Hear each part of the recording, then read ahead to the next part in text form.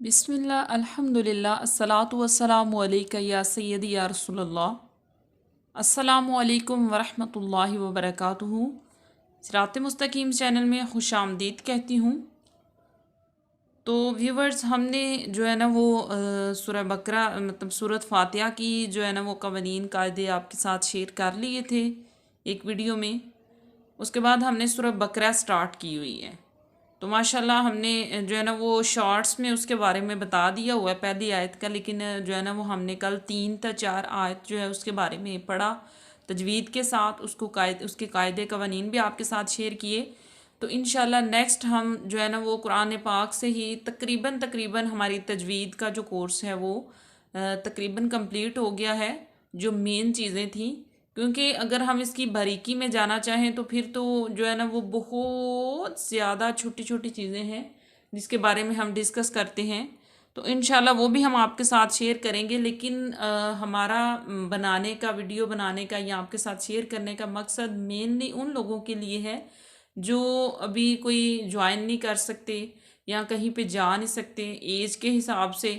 मतलब वो जो है ना वो सीखना चाहते हैं लेकिन उनके पास टाइम नहीं है किसी बाकायदा मदरसे में जाने का या किसी ऐसी जगह जाने का यहाँ जहाँ पे वो सीख सकें। ठीक है, तो हमने तकरीबन जो है वो महारिज, वक्फ और उसके बाद कवानीन जो हो रहे थे मुशद्दद के, नून साकन और नून तनवीन के कायदे, और माशाल्लाह अपनी तरफ से हमने खड़ी हरकत मतलब छोटी छोटी जो चीज़ें थी उनका सब का बयान जो है ना वो डिस्कस किया है अच्छे तरीके से, ताकि आपको जो है ना वाज़िया तौर पे समझ आ सके।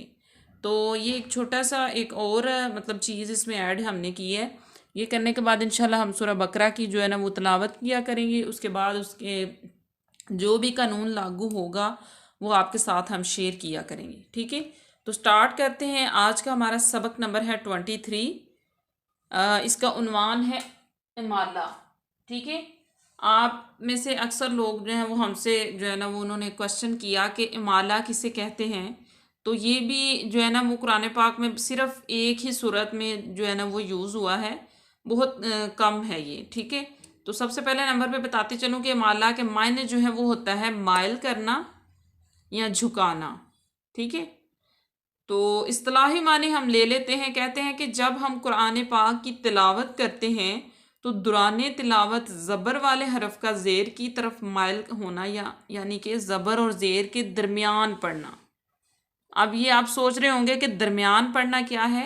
ये भी हम आपके साथ जो है ना वो एग्जाम्पल जो है ना वो आयत पढ़ के तो आपके साथ शेयर करेंगे कि दरमियान की आवाज़ निकालना कैसा है। ठीक है, तो यहाँ पे आपको ये भी बता दें कि इमाला की रा को किस तरह पढ़ेंगे। ठीक है, क्योंकि एक ही आयत में यूज़ हुआ है तो वो भी रा है। ठीक है, तो यहाँ पे आपको बताते चलें कि इमाला की रा को उर्दू के लफ्ज़ कतरे की रा की तरह पढ़ेंगे, यानी कि कतरे। अगर मतलब एक तो कतरा है ना तो हम इसको कतरा, लेकिन हम इस रा को कतरे की तरह पढ़ेंगे, यानी री नहीं बल्कि रे पढ़ेंगे। तो मेरे ख्याल से आपको जो है ना वो समझ आ गई होगी, लेकिन मैं मज़ीद डिटेल से आपको समझा देती हूँ। सूरह हूद की आयत नंबर 41 है, वक़ाल अरकबू फ़ीहा बिस्मिल्लाहि मजरेहा व मुरसाहा व मुरसाहा। ठीक है, अब देखिए यहाँ पे मेन जो चीज़ है ना, इमाला कहाँ पे हुआ है? रा के नीचे जो खड़ी ज़बर है यहाँ पे इमाला हुआ है। अब आप सोच रहे होंगे कि देखिए रा खड़ी ज़ेर का मखरज तो रा खड़ी ज़ेर री है, तो हम इसको रे क्यों पढ़ रहे हैं? यही बात जो मैंने आपको उर्दू में भी बताई है कि इमाला की रा को उर्दू के लफ्ज़ कतरे के रा की तरह पढ़ेंगे, मतलब कतरे के रा की तरह पढ़ेंगे, यानी री नहीं बल्कि रे पढ़ेंगे। ठीक है, माशाल्लाह। मुझे उम्मीद है कि आपको जो है ना वो मैंने जिस तरीके से आपको समझाया समझ आ गई होगी। उर्दू की मिसाल भी मैंने एक लिखी है कि अगर फॉर एग्जांपल देखिए, अब हम कहते हैं कि मेरे बच्चे को बुखार था। ठीक है, यहाँ पे अब हम ये तो नहीं ना कह सकते कि मेरा बच्चा को बुखार था, वो एक तो जुमला भी गलत होगा। जुमले की मुनासबत से जो है ना वो उर्दू में भी ये मजहूल लफ्ज़ है। ठीक है, मजहूल का कायदा यहाँ पे, तो इसलिए उर्दू में भी जो है ना वो ये कायदे यूज़ होते हैं, क्योंकि उर्दू की ग्रामर और अरबी की थोड़ी बहुत जो है ना वो आपस में मिलती है। ठीक है, तो यहाँ पे ये बात देखिए, अब ये यहाँ पे ये आ गया कि मेरा बच्चा ज़हीन है। अब इधर हम मेरे बच्चे ज़्यादा तो नहीं ना, है तो एक ही है, लेकिन यहाँ पे ये मजहूल में आ रहा है तो ये मतलब इसका कायदा ही इस तरह, इसको पढ़ा ही ऐसे जाएगा, नहीं तो ये जुमला गलत हो जाएगा। अगर हम मेरा बच्चा पढ़ेंगे तो यहाँ पे मतलब चा की जगह चे हमने कह दिया, मेरे बच्चे को बुखार था, ठीक है। और सही फॉर एग्जांपल इस तरह भी हम पढ़ते हैं कि मेरा बच्चा ज़हीन है, ठीक है। ये देखिए कि मतलब ये भी यूज़ हो रहा है एक ही बच्चे के लिए, ये भी एक ही के लिए यूज़ हो रहा है। तो ये यहाँ पे मैं आपको बताती चलूँ कि हमने हज़रत जो है ना वो हम कुरान पाक को पढ़ने के जो कारी होते हैं, जो तिलावत करते हैं, उनके बहुत ज़्यादा तरीक़ाकार हैं उसको पढ़ने के। वो बहुत डीपली बातें हैं जो इंशाल्लाह जो है ना वो अल्लाह ताला ने जो है ना वो टाइम दिया तो ज़रूर हम आपके साथ शेयर करेंगे। लेकिन फ़िलहाल जो है वो हम आपको बता देते हैं कि हम हज़रत हफ्स की रवायत के मुताबिक, हज़रत इमाम हफ्स की रवायत के मुताबिक कुरान पाक को पढ़ते हैं। तो चलिए स्टार्ट करते हैं। जो है ना वो जो मतलब हम आपको थोड़ा सा डिफरेंस बताएंगे, कारी हजरात किस तरह किरात करते हैं, कौन कौन सा तरीका है, जिस तरीके से हम करते हैं, जिस तरीके से कारी हजरात जो है ना वो हमारे तरीके से भी करते हैं, लेकिन उनका तरीका थोड़ा बहुत डिफरेंट भी होता है। तो वो इंशाल्लाह वो जो है ना वो हम आपके साथ शेयर करेंगे। जी, तो यहाँ पे आपको ये बताना मकसूद था कि इमाम हफ्स की रवायत के मुताबिक हम जो है ना वो पढ़ते हैं।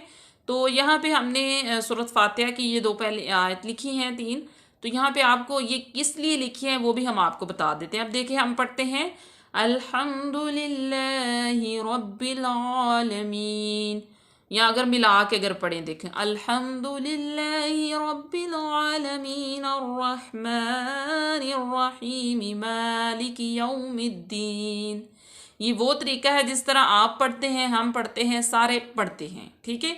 तो अब देखिए नीचे जो हम पढ़ने लगे हैं, अल्हम्दुलिल्लाहि रब्बिल आलमीन अर्रहमानिर रहीम मालिकि यौमिद्दीन। ये देखिए कुछ जगह पे हमने ज़बरदस्त पेश नहीं लगाई हुई, तो लेकिन आप जो है ना वो समझ सकते हैं कि आपको समझ तो आ ही रही होगी।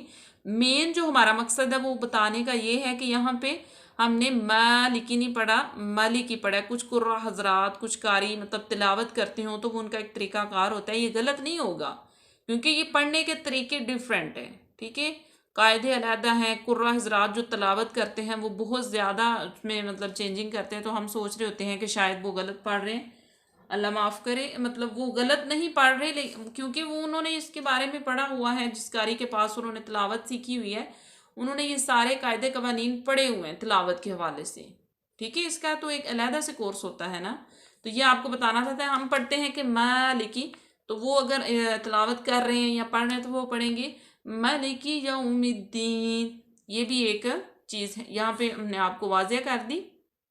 तो आपको बताते चलें कि इमाला के बारे में जो है ना वो सिर्फ एक ही सूरत में आया, सूरह हूद में आयत नंबर 41 में इमाला का जो कायदा है वो यूज़ है। कुछ मतलब दूसरे ममालिक हैं, फॉर एग्ज़ाम्पल कुछ ऐसे कुर्रा हजरात हैं या जिन्होंने लिखा हुआ है कि अब देखें कि इमाला का जो हमने मजरे, हाँ कुछ ने ऊपर खड़ी ज़बर भी लगाई होती है, तो लेकिन हम कह कि हमारे कुरान पाक में खड़ी ज़ेर है और वहाँ पे खड़ी ज़बर है, शायद उनका गलत है या हमारा ठीक है, या हमारा गलत है तो उनका ठीक है। ये मतलब ये बात यहाँ पे ये है कि ज़बर और ज़ेर का दरमियान जो है, ठीक है।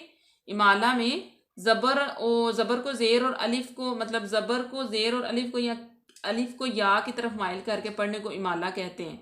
तो यही तरीका है कि मतलब खड़े ज़बर और खड़ी ज़ेर ये डिफरेंस है इसमें। तो लेकिन मतलब हम उसको मजरे इस तरह करके पढ़ सकते हैं, ठीक है। तो मुझे उम्मीद है कि आपको माला का कंसेप्ट आपकी आज की वीडियो में क्लियर हो गया होगा। तो इंशाल्लाह हम कल से अपने जो है ना वो मेन चीज़ साथ में, एक तो छोटे बहुत मतलब थोड़े बहुत अगर हुए भी तो वो हम आपके साथ दरमियान में शेयर करते रहेंगे छोटी छोटी चीज़ों को, ताकि आप जो है ना वो वक्तन फ़वक्तन जो है इन चीज़ों को भूल ना जाएं, बल्कि इनको शेयर करते रहें, देखते रहें, पढ़ते रहें। तो अल्लाह ताला आपको भी कामयाबी दे कुरान पाक को ज़्यादा से ज़्यादा पढ़ने की और सही तरीके से पढ़ने की। तो इंशाल्लाह जो है ना वो नेक्स्ट हम सूरह बकरा की नेक्स्ट जो आयात है उनकी डिस्कशन आपके साथ करेंगे। तो आज के लिए इतना ही काफ़ी। मिलते हैं अपनी नेक्स्ट वीडियो में, तब तक के लिए अल्लाह हाफिज़, फ़ी अमानिल्लाह।